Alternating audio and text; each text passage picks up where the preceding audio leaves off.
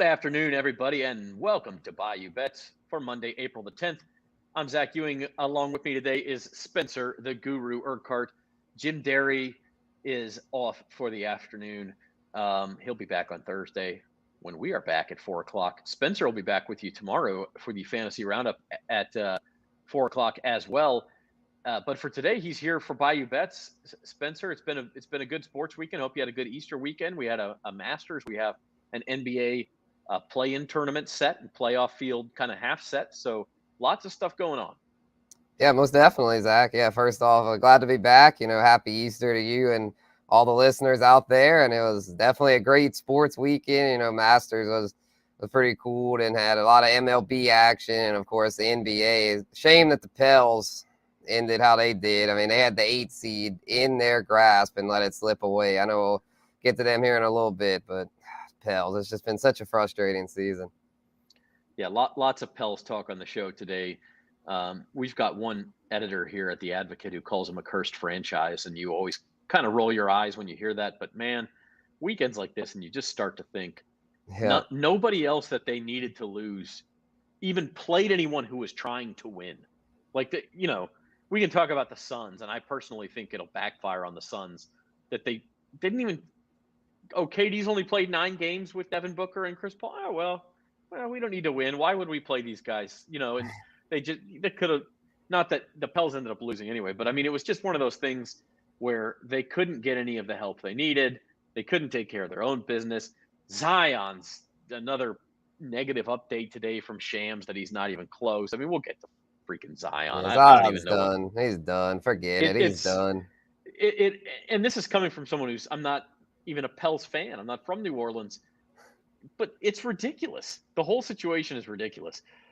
So yeah, the Pelicans will play the Thunder as we look at our headlines in the 9-10 game. That's on Wednesday.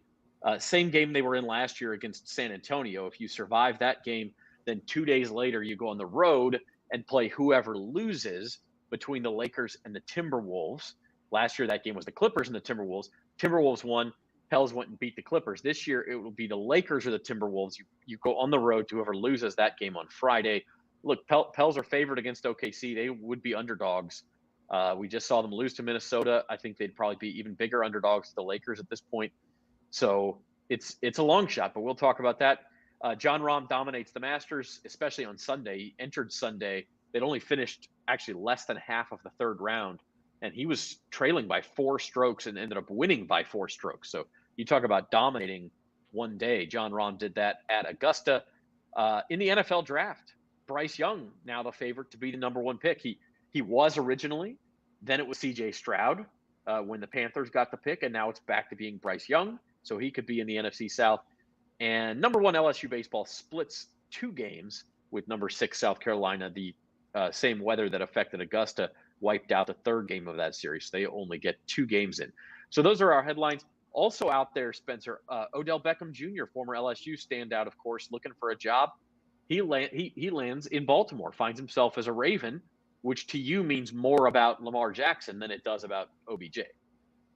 Yeah, for sure. This tells me that Lamar Jackson's going to be a Raven next year. He had to tweet it out, the trade request and all that. People are thinking, oh, well, he wants out of there. He might get traded. But to me, if he's out there actively recruiting players to come to Baltimore, he's going to stay in Baltimore at least for 2023. At the very least, he'll just stay on the franchise tag if they can't agree to the long-term deal. Because, yeah, Odell would not have gone there if he was wondering if Lamar would be there or not.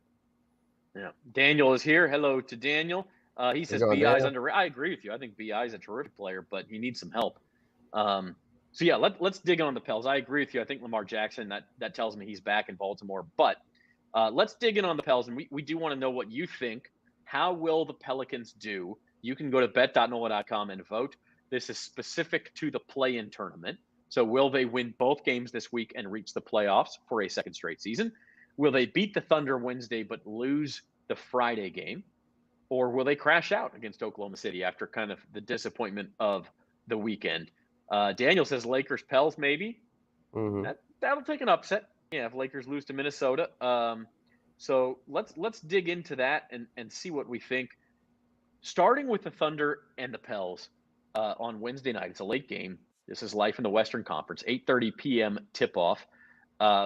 Pelicans started as a 3.5-point favorite, quickly bet up to 5, Spencer. I got a bad feeling about this. I mean, obviously the Pelicans are favored. It doesn't feel the same as last year when they had a worse record, but getting the 9 seed kind of felt like a victory, and it's like, hey, we got the momentum and let's go see what we can do. This year feels different. Right. Yeah, this year feels like they have no momentum. I mean, especially after Sunday. You know, you had a chance to beat Minnesota, get the 8 seed, at least get a little momentum going to offset the Zion stuff. But now you've got, I mean, Zion's pretty much announced that he's done, to where it's like, you know, you're not going to have Zion, and your backs are against the wall here, and you're at home. But the Thunder are a young team that can score points in bunches. Shai Gilgeous-Alexander and those guys, they're not just a pushover. I mean, they kind of backed their way in due to the Mavericks collapse, but when they're on, they can score a lot. So I'm worried about the Pels in this spot. I don't like it this year. They had a chance to improve upon number 9, and they ended up at number 9 again. To me, they're probably going to come up flat. Yeah, I know a lot of people don't want to bet against their own team, but you can get Oklahoma City plus 185 on the money line. Worth a look to me. I mean, last year the Pels were the team with nothing to lose in this spot. Now OKC feels like that team to me. Nothing to lose. Nobody expects you to win. I guess if I had to guess, the Pels win that game. And that brings us to the other play-in games. In the Eastern Conference on the left side of your screen, it's Hawks and Heat Tuesday. And the winner of that is in as the 2 seed. And the reward would be to go play the Celtics. And then the Bulls and Raptors is the Wednesday game. Winner of that plays the loser of Hawks and Heat. And then in the West, you see the Lakers, big 7.5-point favorites against the Wolves. That 8 seed, boy. I mean, I know, look, the Pelicans would have been underdogs probably around the same number in LA as well. But at least then you know you're coming back home to face Minnesota or OKC. Such a huge difference to know that even best case scenario, you're probably looking at another trip to Minnesota here on Friday. Right. Yeah. It's Minnesota's got a lot of turmoil right now with Rudy Gobert and stuff. They're in shambles. So if the Pels do get past the Thunder, I think they beat Minnesota on the road. The thing is, I don't see them getting past the Thunder. I'll be real. I just don't see it. I think the Pels after Sunday are just going to come out flat, and maybe the Thunder, maybe SGA will be not on. And in that case, the Pels might win kind of an ugly game. But I think if Oklahoma City comes out shooting hot and plays with that we've got nothing to lose mentality, I don't see the Pels getting it done. I've been pretty positive about the Pels this season, but from what I've seen lately, I'm off the train. I hate to say it, but I see the Pels getting bounced early. Yeah, I don't know. You lose to a team with Love's truck stop patches on their uniforms, and that puts a sour taste in your mouth for the offseason. So I think they'll probably win. I will say this. I mean, the excitement level, like you talk about, if things had broken just a little bit differently yesterday, the Pels could be hosting the Lakers on Tuesday for a spot at the playoffs. And oh my God, like the Smoothie King Center would be just hopping for that game. I actually had bought 4 tickets to the first play-in game. Got kind of an early bird special because I had bought tickets earlier in the season. And so I bought 4 tickets thinking, well, maybe I'll take one of my sons and then I'll sell the other 2 tickets. And if it's Pels Lakers or Pels Clippers or Pels Warriors or somebody for a spot in the play, like I can sell those things at double face value and I'll pay for my own tickets. Well, instead it's Pels Thunder, and I can't even get face value for 2 of them. I've got them posted right now, and everybody else is underselling me. I'm going to have to lower the price on. Like, there's just no excitement for this game at all.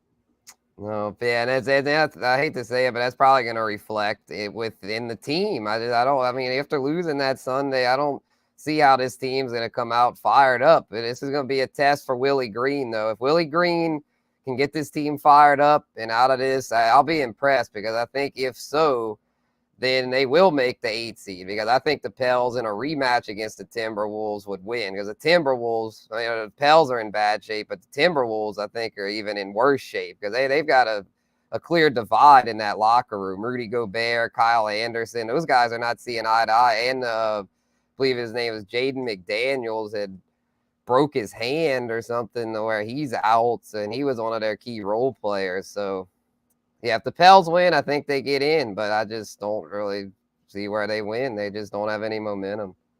Yeah, I mean, we'll see. I do like the idea of a rematch where Minnesota's got to beat you twice in the same week, and that's always tough to do. I, the Timberwolves played better with once Rudy Gobert left that game after he hit Kyle Anderson yesterday. So, Rudy Gobert's going to be suspended. He got a 1-game suspension. He'll miss the Tuesday game against the Lakers. So if the Timberwolves lose that game and then he comes back for the Friday game, could that work against Minnesota? What do you think? What do you think the line would be? Pelicans at Timberwolves. It closed at 3, I believe. Minnesota -3 yesterday. Do you think it's similar to that, or do the Pels see a little bit of steam if they get Minnesota again? Yeah, I think it'd be similar to that. I think it could. They probably would make it like 2.5. I think it'd be 2.5 because I think a lot of sharp money would come in on the Pels because they'd see, well, this team got some momentum. Minnesota's kind of in shambles. Like, I think the sharps would hammer the Pels, and then in that case, it might get to 2 or maybe even 1.5. Yeah, could be. It was 2.5 for a little while on Sunday, and then back up to 3 by tip-off. El Rey's comment: Zion quit on the season. How can they get up at the Stars? We'll get to Zion. That's They a did little it last foreshadowing year. for our They rants did it later. last year. My thing on that is twofold. One is that I think the team probably has known longer than the public has that Zion's not playing in these games, and so I don't think it affects them as much as it affects the fans. I think they probably know. Like, look, he's not coming back. And the second part of that is, did Zion quit on the team, or is the team holding Zion back because they're afraid he's going to get hurt again? And that's going to be part of my rant on this too, because I just don't think they're treating Zion like he's a mature. I mean, this is his 4th year in the league, right? Like, he's not being treated as that, and maybe he doesn't deserve to be treated as that. I don't know, but somebody's at fault here, and I'm not sure it's 100% Zion. Shantae, hello to you. Let's move on, Spencer. Let's talk a little bit of Masters. The Masters finished up on Sunday. Jon Rahm just dominated, as I said. He finished 12 under, 4-shot win over Brooks Koepka, who faded fast, and Phil Mickelson, who was 200 to 1 to win this thing. And you could have gotten a top 5 bet on him, probably at 10 to 1. So, or better. Excuse me. So yeah, some surprises in here. What did you think of the tournament?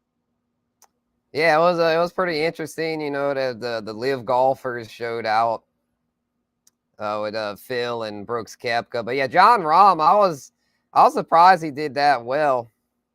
Considering the weather conditions. I'd listened to y'all's show from last week, with Uncle Big Nick, and the concern was that Rahm, yeah, he's a heavy favorite, been playing great in 2023, but that the weather might affect his game. But on Sunday, he just freaking dominated, to where the weather obviously wasn't as bad on Sunday, so he just came out strong, and it was fun to watch. I'm not a huge golf guy, but I mean, seeing him there, it was kind of nice to see him get it done, because if Brooks or Phil would have won, all the conversation would be like, oh, Liv won, what, blah, blah, blah. It would have been a whole political thing. So I'm glad Rahm won, and also it's a shame to see Tiger withdraw, seeing him in pain like that and having to withdraw. That was tough to watch. Yeah, I think quick comment from Neil here saying it's the team. I don't think you're wrong, Neil. I'm not 100% sure what that mix is, but it's a weird situation, and I do not think the Pelicans are handling it well for the second straight year. Really, and let's be honest, going the COVID year, the year they finished in the bubble, I don't think they handled that well. So we're going 3 out of 4 years now. The Pelicans have not handled the Zion situation well at all. Yeah, live golfers crazy, secret bonuses on the line. That's a good point too. I could see that. The PGA Tour was certainly glad to see Rahm win. He really showed a steady hand. I mean, the guy double bogeyed his first hole of the tournament, and that was on Thursday in prime conditions. And it was also, by the way, probably the only time you could have gotten him all weekend at better than that plus 900 price is right after that double bogey. You might have been able to get like a 12 to 1 or a 15 to 1 on him, something like that. And then he immediately birdies 2, birdies 3s back to even par. He was 7 under by the end of the first round, and he was less than 5 to 1 all weekend after that, and it comes through. So now the question, Spencer, can Jon Rahm win another major this year? You don't see guys win 2 in the same year too often. Scotty Scheffler was this guy last year. He's red hot, won the match play, won Phoenix, and also won the Masters last year, and then didn't win. He didn't win any tournaments the rest of the season. So could that be Jon Rahm? He's 9-1 to win each of the last 3 majors. All of them clearly a little bit different. The next one's the PGA Championship, which is up in New York this year. U.S. Open's in L.A., and then of course the British Open to end the major season. He certainly seems like the kind of guy who could win another one. Yeah, it's definitely possible. At these odds, though, I probably wouldn't take it. 9-1 is kind of, juicing it to where he's the hot golfer, so you're going to have to pay up. But, yeah, if I was going to take him, he's on such a heater, I'd probably take him to win the PGA. I think he might win back-to-back. He's playing that well right now. It's just not really any value, though, at that price. Yeah, it's pretty tough. Yeah, they're Oak Hill in Rochester, New York next month for the PGA. It's May 18th through the 21st. That's the next major. Well, these guys are all almost back this week, by the way. They're playing in South Carolina at the RBC Heritage, an elevated event. Rory McIlroy withdrew after missing the cut. That's the other shock from the Masters. Rory McIlroy was the second favorite to win the tournament. He was plus 700. He was minus 1,400 to make the cut. And he wasn't even all that close. The cut actually moved Saturday morning to 3 over, but he was like 5 over. So he withdrew from the RBC Heritage. I don't know if something's physically wrong with Rory or if he just needs a mental break at this point. He looked fine. His last time out at the match play, he made the semifinals. So he looked fine. But that one was a shock to me too. Yeah, Rory's just he's been around for a while. He's one of the top golfers, but he seems like he's kind of streaky though. Sometimes he'll look like the best, and other times he'll just kind of blow up. So yeah, he's not someone I tend to want to bet on because he just doesn't always seem the most reliable. Yeah, and that's golfers, right? Like that's just the nature of the Scheffler beast. was top of the world last year, like Rahm is this year, and not that Scotty was terrible the rest of the year, but he didn't win another tournament. It's hard to do. So if I'm looking at the PGA, I might look down the board a little bit. Could a guy like a Xander Schauffele come up, who is always in contention but never seems to win these majors? Jordan Spieth, who hasn't won one in a while. Justin Thomas won last year's PGA Championship. Victor Hovland sooner or later is going to win one. He was in contention this week for a while. Will Zalatoris, by the way, out for the season, back surgery, so he withdrew as well. So yeah, changing landscape, but it'll be interesting when we get the live guys back in and we pick that up next month at the PGA. So we will certainly talk more golf. For today, going to move on here on Bayou Bets. We're brought to you by Caesar Sportsbook. Zach Ewing and Spencer the Guru with you today on this Monday. Drop us a like, a subscribe on our Bayou Bets YouTube channel. We're growing slowly but steadily over there. And we will show your comment live on the air. Going to move in to some NFL draft talk here. Caesar Sportsbook's got odds up for the Saints' first pick. Which position will they take? And I don't know about you, Spencer. I'm a little surprised, and I've been the one telling Jim for weeks, I think they take a defensive tackle. I don't know if it's going to be the first pick, but it's going to be one of the first 2 picks. They need more help at defensive tackle. They could actually use some help at defensive end as well. I think it's a safe bet. I don't think I would lay minus 140 on it.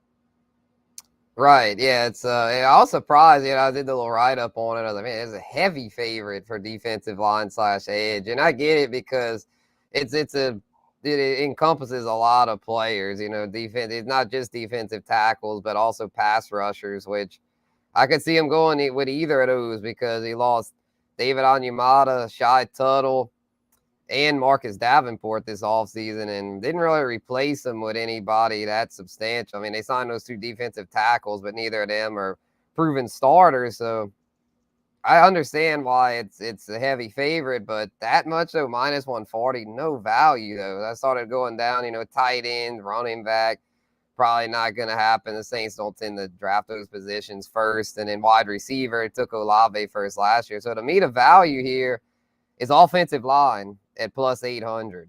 I think there's a chance the Saints go O-line again because under Mickey Loomis, they tend to address offensive line early and often. And with Andres Pete getting up there, I could definitely see him going interior because they took Penning last year to tackle and then, of course, have Ramczyk. So I think it'll either be a defensive lineman or an interior offensive lineman. Yeah, I could see some value there. Here's the full odds, by the way. This includes some of the longer shots. Offensive line plus 800 defensive back. If they draft a quarterback with the first pick, then Derek Carr is going to come for him with pitchforks. If they draft a kicker or a punter with the first pick, then everybody will come for him with pitchforks. Why is that on the board? That is ridiculous. That should be like 1,000,000 to 1. Come on, Caesars. This is not going to happen. All right, so just kind of focus on the top 7 here. I still think it'll be a defensive lineman, but again, the Saints are not afraid to go best player available. Or if not best player available, like, okay, we've got a few guys tied, and we're going to take the position we need the most out of these few guys who are tied. And if that's not defensive lineman, we'll pick one of those up in the second round or the third round. I mean, keep in mind, they've got 3 picks in the top 70 of this draft, or top 72 of this draft. So I don't know. I mean, I would feel better if wide receiver and tight end were grouped together and I was getting, like, let's say plus 400 or plus 350 on that. Then maybe I'd be more willing to go. But it could be a receiver, it could be a tight end. It's just kind of tricky. They will take a running back at some point. I doubt it would be with the first pick unless you get a Bijan Robinson. Mm-hmm. So difficult question. And again, we've talked about this, Jim and I. Like, it's hard to say where they're going to go. Could they trade up? Could they trade down? Would that affect which position they take? I think those are possibilities too. Yeah, I think it's possible they could maybe, if they really like one of the receivers, if they fall in love with somebody, they could trade up. I mean, they did it with Brandon Cooks, did it with Chris Olave. They have a history of doing that. So if there's someone they fall in love with, Jackson Smith and Jigba probably be too rich for him to trade up for, because he's probably going to be a top 12 pick. But outside of him, I don't know, they might like Quentin Johnson from TCU to get a big body guy in there, or if they want to go with another speedster, Jalen Hyatt from Tennessee comes to mind, or more of a possession guy, Jordan Addison from USC. So they've got a lot of potential options there in what could be a receiver draft that outside of JSN, these guys could slip some because he's the clear-cut top option, but outside of Jackson Smith and Jigba, the rest of them, it's kind of unclear as far as where they're going to get drafted. Yeah, no, that's. I mean, I think they like those Ohio State receivers, right? But I don't think this is the year they trade up. They need to get some cheap options on that roster, and they need to move on. So the other interesting thing with the draft, the odds have been shifting for the top pick, as I mentioned at the top of the show. As soon as the Carolina Panthers, and by the way, I got shout out to Jim since he's not here. I'll pick on him. He's been saying the Saints won't pick a defensive lineman. He was also saying the Bears wouldn't trade that pick. So Jim, in the draft, it's a complicated thing. Look, Bryce Young was the favorite, but when the Panthers acquired that pick, there was this narrative that the Panthers loved C.J. Stroud, that Frank Reich was going to get C.J. Stroud in there, and he became a pretty heavy pick. I mean, I think he was like minus 250 at one point. And then we saw last week, we mentioned this on Thursday's show, Chris Mortensen said something about Bryce Young, that the Panthers really like him, and it started to shift, and now it's gotten all the way to the point where Bryce Young is the favorite again. At this point, 17 days before the draft, Spencer, who do the Panthers take? Who do the Saints see twice a year from here until the next, at least 4 or 5 years? Is it Bryce Young? Is it C.J. Stroud? Or do they get crazy and take a Richardson or a Will Levis? I'll tell you what, I think it'll be Young. I think it's moving that way. Usually when the T shifts at this time of year, it usually means something. So I'm going to predict Young. I mean, he's the number one prospect in this class. He's a little undersized, but outside of that, he can make all the throws. And when you're evaluating quarterbacks nowadays, size it doesn't matter as much as it used to with the way the game's changed. I mean, Kyler Murray, when healthy, is a above average QB, and he went first overall. So I'm not really worried about Bryce Young's size. Plus, I think he's a much better passer than Kyler Murray. Probably won't run as much, but as far as a passer, he's got it. But I think there is a chance they go Anthony Richardson. So I think there's a value. To me, 16-1 is a value right now, because if they do go crazy, I definitely wouldn't think it'd be Will Levis. So I think Anthony Richardson, if they want to make that offense like a run first kind of power running kind of thing, because they've got a good defense over there, there could be some value with A. Rich. But with Frank Reich, I mean, he's been around a good amount of time now in coaching, and I don't see him getting too cute. I think he selects Bryce Young. Yeah, Will Levis. I don't think it'll be him, and I don't see Anthony Richardson as a Frank Reich pick. He wants more of the pocket passer type guy. That's maybe why people thought Stroud to begin with.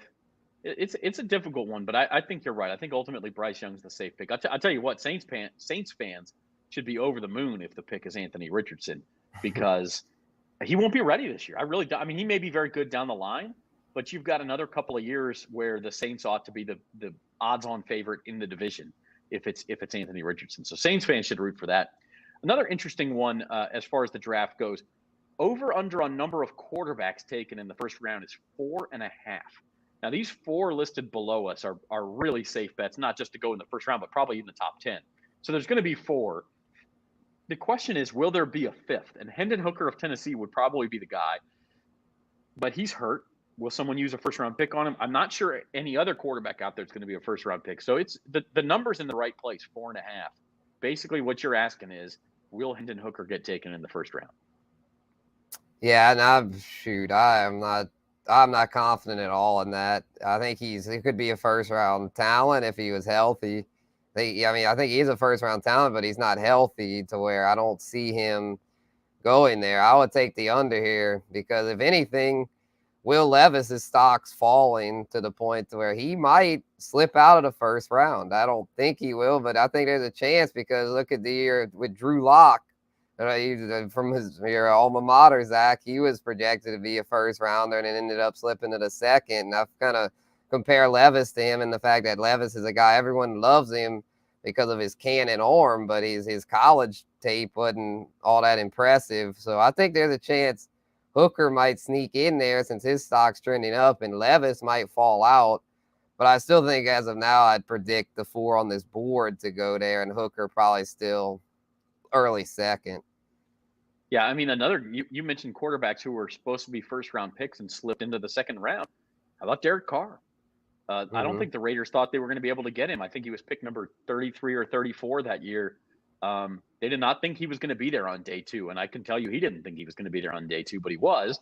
And so you never know. Will Levis, I think he's a first-round pick. I mean, but it'll be interesting. Delta Roots, how about them Dallas Cowboys? How about them? Wrong channel, buddy. I don't know. Hey, they've got as much talent as anybody, man. The Cowboys sooner or later could put this thing together. But I just don't know that I would bet on it. No, I don't like the direction they're going. I mean, it's an aging roster. Dak looked terrible last year for a lot of weeks after he came back from his injury. So maybe they'll prove me wrong, but as of now, I think there's a chance Dallas might end up in the NFC East cellar. Obviously, too early to plant my flag on that, but that's we're gonna have some hot takes, y'all. Stay tuned. We're gonna have them hot and heavy this summer.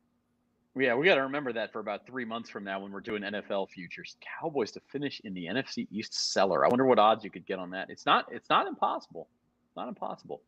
All right, you're watching Bayou Bets here on bet.nola.com. Zach Ewing and Spencer the Guru Urquhart with you. Check us out on the Bayou Bets YouTube channel, posting more and more content over there every week. Give us a like, a subscribe, hit your notifications so you know when we go live. We like to talk odds every Monday and Thursday at 4 o'clock. Moving on to our final topic before our rants today, that's college baseball.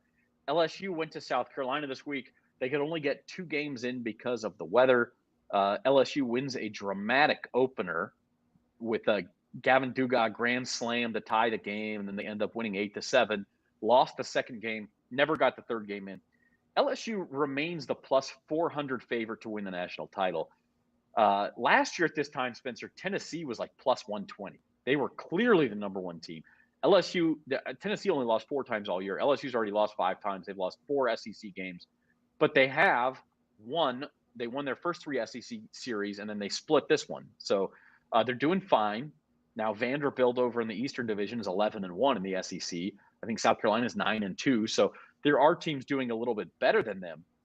What's your stock of LSU right now? Yeah, I mean LSU, they're doing their thing. They're doing their thing.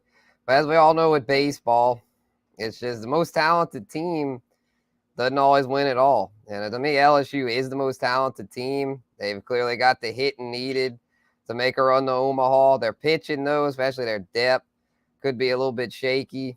So I still think they're on track.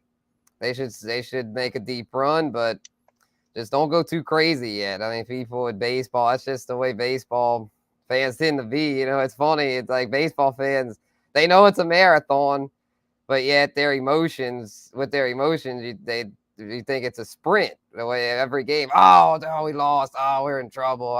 It's just so just be patient, LSU fans. You're doing fine. Just because if anything, it's good that you got 5 losses right now. Because Tennessee, I think, only had 1 or 2, and then look how they ended up when it mattered. They ended up bounced, didn't even make Omaha. So LSU, they'll be fine. Just don't overreact. Yeah, no, I agree, and I don't know that I would bet them now because that number is not going to change a whole lot unless they go. What have they got? 26 games left. You know, if they go 26-0 the rest of the way, then yeah, the number will change. But you're probably going to be able to get them at plus 350 or something, plus 300 at worst going into the NCAA tournament. So I don't think I'd bet them at 400 now because, look, there could be an injury. Paul Skeens could get hurt. Dylan Cruz get hurt. I don't want that to happen, but one of these guys who's a top 10 pick gets hurt, and all of a sudden that you're left holding a plus 400 ticket that does you no good. But that I agree with you. Look, you got Paul Skeens, who's been phenomenal. He's your Friday night starter. You can match him up with anybody in the country. Ty Floyd has been fine as your number 2 starter. He can win you games. He can certainly keep you in it with that offense. He's 5-0. And then after that, it's been Thatcher Hurd has struggled. Some of your midweek guys have been okay, but you haven't tested them against the weekend. The bullpen's been pretty good.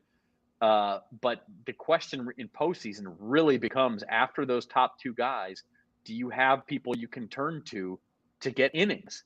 Because once you get into that, the SEC tournament is its own thing. I mean, if you don't win that, no big deal.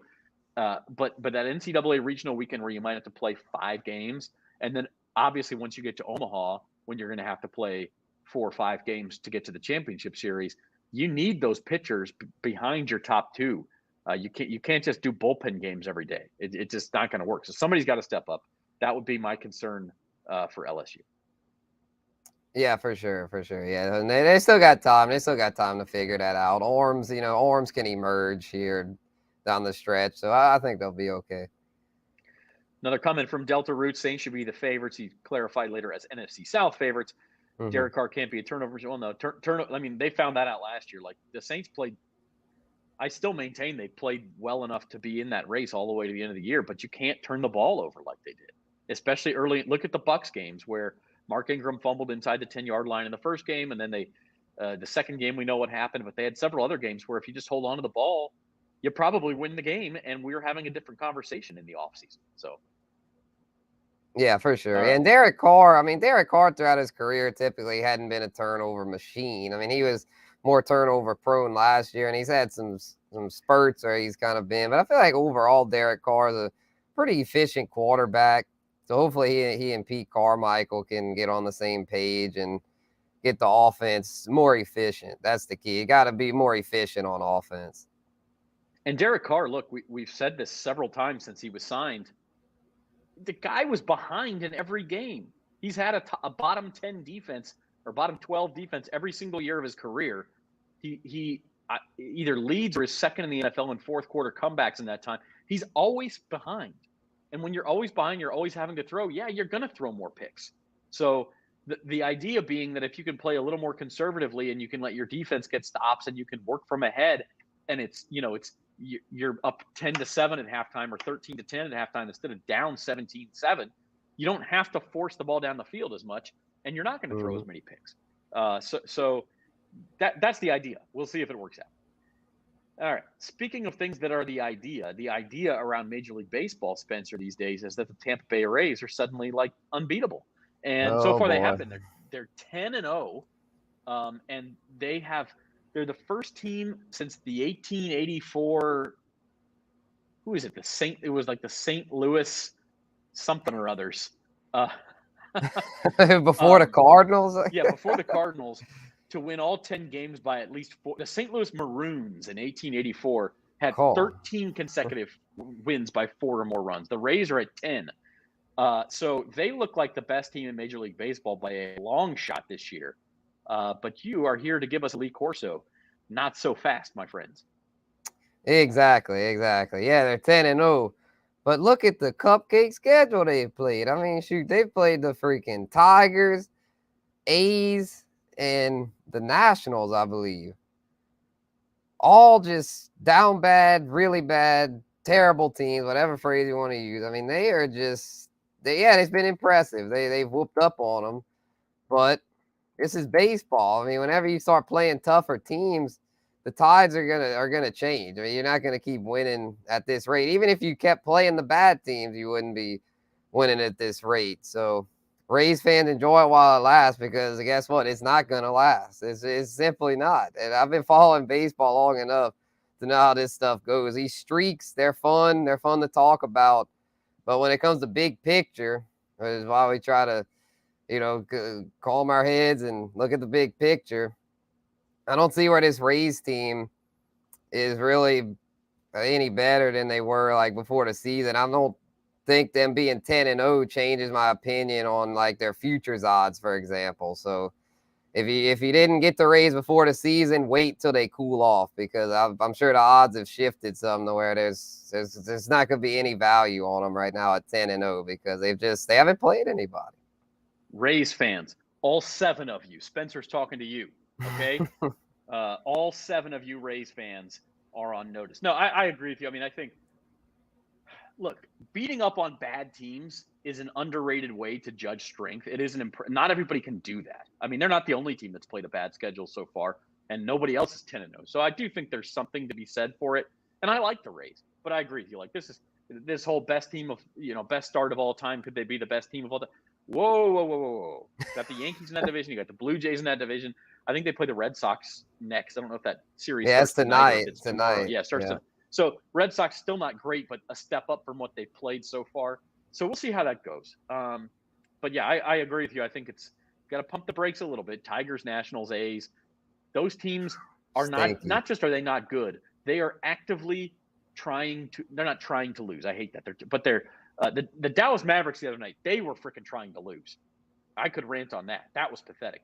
But this is not, they're not trying to lose, but they're clearly purposely putting out bad teams. They do not care if they win. And so, yeah, the Rays have beat up on them. They're impressive. Pump the brakes a little bit. All right. From pumping the brakes to hopefully hitting the gas pedal, we got to do something. Let's circle back and talk about the Pels. We've got to do something about this Zion Williamson situation. I don't know if it's Zion saying he can't go. I don't think that's the case. Last year, he was posting a picture of himself dunking. This year, he's practicing. I know a hamstring's different than a broken foot as far as you're not really, if you re-injure the hamstring, who cares? Like, okay, you're back out. Are you going to tear it in half and need surgery? I don't think that's very likely. At some point, the dude's got to play. And the Pelicans have got to say, we're going to let him play. And if he gets re-injured, he gets re-injured, and it's the offseason, and you've got 4 months to get better. I just, actually more than that, 6 months to get better. I just don't understand what we're doing with Zion. And part of this is that we're not being treated as adults, as media members and fans either. We get an update every couple of weeks. Oh, we're getting a new Zion update. The new Zion update is that he'll be reevaluated in 2 more weeks, or he'll be reevaluated in 3 more weeks, or he's back at practice, but he's still not ready to return to games. And then in 2 weeks, we get the same damn thing. At some point, tell us the guy's out long term, or tell us why you haven't been able to pinpoint how long he's been out, or get him out there and let him try it. He's practicing. Obviously, the hamstring's not hurting him anymore. Let him go play. And if he pulls it again, okay, then it's the offseason. He gets 6 whole months to rest, and we can be a go for the 2023-24 season. If not, if you're not saving him for these games, what are you saving him for? The season's over, guys. If you don't win 2 games this week, one of them as an underdog, the season's over. And even past that, you'll go be an underdog in Denver, a big underdog. You got to treat him like an adult. You've got to expect him to act like an adult, and you've got to treat us like adults. So Zion Williamson and the Pelicans, get it together, guys. I guess it's too late for this year, but can we please not do this again next season? Oh, yeah. Yeah, I mean, it's so frustrating. And to me, at this point, I agree with you, Zach. I'm tired of this reevaluated, blah, blah, blah. It's like, man, just if you can't trust him to play, then you might as well just trade him. Like, if you can't trust him, if he's doing dunks and all this stuff to where he's showing that he's ready to go, but you don't trust him. I'm not buying a jersey. Who's buying a jersey of this guy? Yeah, I bought a Brandon Ingram jersey. I didn't buy no Zion jersey because I'm sick of it. I'm just sick of it to the point to where David Griffin has got to step in and be like, look, we paid him this max contract. It's like, if he isn't willing to play, if this is on him, if this is on Zion, then trade him. Simply, it's like, okay, you don't want to play Zion, you're out of here. But if this is a case of the Pels not letting him play, then the Pels they're idiots. I mean, I hate to be like that. I mean, that's their home team. They're just, I mean, come on. It's like you've got to play the guy at some point, even if he's not quite 100%. I know he's David Griffin's, the long game, the long-term asset. But by the time things do turn around, if they do, it's going to be a lot of fans who have gotten aggravated. And then at that point, what's to say Zion gets hurt again? I mean, you've got to make him start playing through stuff. He's got to learn how to play through pain. He can't do that. I get a little ache on my side. I'm going to sit out 10 games, and it turns into 2 months. I'm just tired of it. He's got to learn. He's got to be available. You got to be available, and simple as that. Got to play. I mean, I hate to get on people for being injured because I don't know how bad it hurts. I don't know exactly, but at some point, Occam's razor, where there's smoke, there's fire. Something is not working here, and I don't know whether it's Zion not playing when he should be playing, or if it's the Pelicans being way too careful with him. But at some point, we got to give this a try. It's a hamstring. He's not going to die if he goes out there and pulls the hamstring again. If he pulls the hamstring again, all right, then it's over for the season, and we know it. But at this point, it's about to be over anyway. So why not?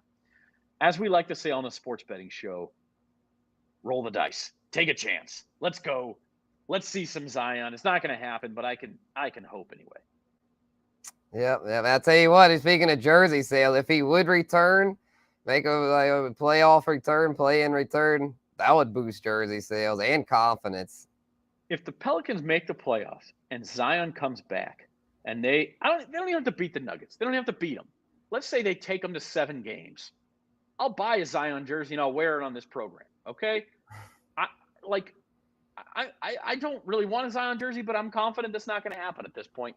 So I'll join in on that. I think Jim would take that too. I would think to beat the Nuggets too. Yeah, so that'd be such a long shot. I don't even need him to beat the Nuggets. I'll take even a game 6. Do the same thing you did last year, but Zion's got to play, and you take a couple games off the top seed like you did last year. I'll buy a Zion jersey. I'll do that.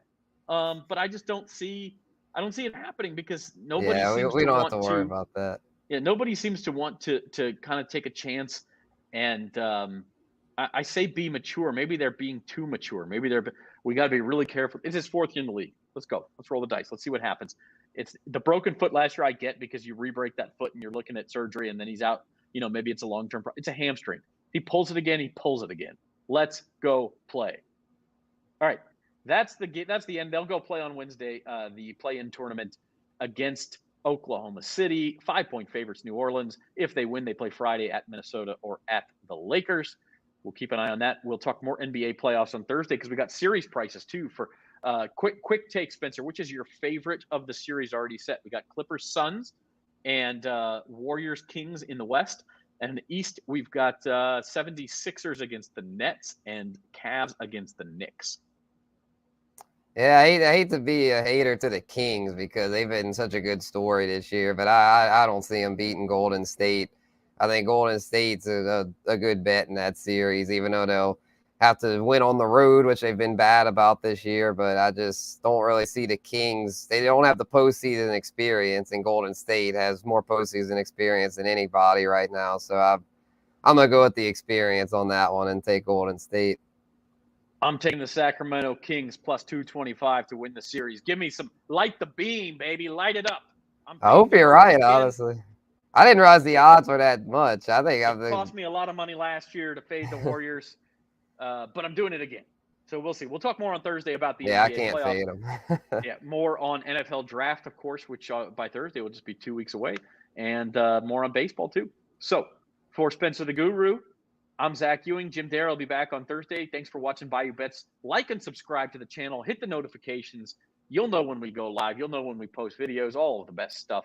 Check out bet.NOLA.com. And if you want to sign up for Caesars Sportsbook, get our special promo code at NOLA.com/Caesars. For Spencer the Guru, I'm Zach Ewing. Thanks for watching, everybody.